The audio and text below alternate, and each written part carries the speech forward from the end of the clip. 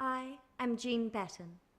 I was born in Rotorua in 1909, but before I was 5 we moved to Auckland. I had 2 brothers and my dad was a dentist, but Ellen, my mother, was the most important person in my life. She taught me 2 important things. A woman can do anything and always look your best in public. I went to Greylands School and then I was sent to board at Ladies' College, Remuera. Dad and Mother divorced and I went with her while the boys stayed with Dad.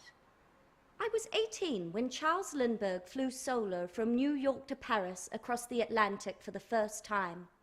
From that moment on, all I wanted to be was a famous pilot and set new records. Mother took me to Sydney, where she arranged a flight for me with Charles Kingford Smith, who'd been first to fly from Australia to New Zealand.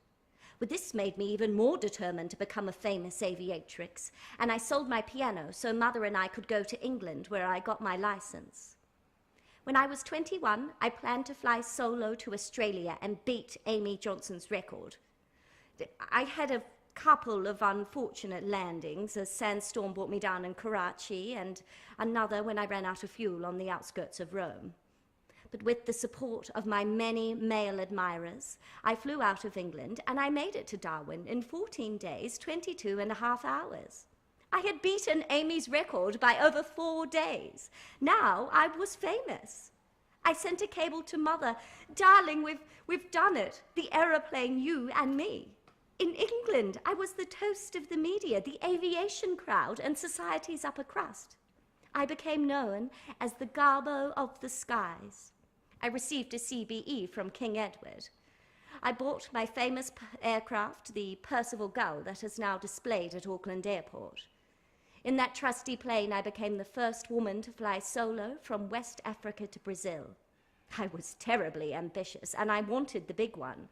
I wanted to be the first person to fly solo from Europe to New Zealand. On October 5th, 1936, I left England for Auckland. 14,224 miles, and 11 days, 45 minutes later, I landed at Mangere Aerodrome, where I was received by a large crowd. It was good to be home and to be honoured by so many. World War II ended my adventures. My beloved Percival Gull was commissioned to active service, but I was not permitted to fly it. No longer hine o te rangi. I was still only 28, but my flying feats were done. Mother and I lived in Jamaica after the Second World War, and then in Spain, and then the Canary Islands, where Mother died. I eventually settled in Majorca when I was 73. I was bitten by a dog and died alone in a hotel in Palma of complications from the dog bite. I was buried in an unmarked grave, although my legacy lives on in the many streets and buildings around Auckland City.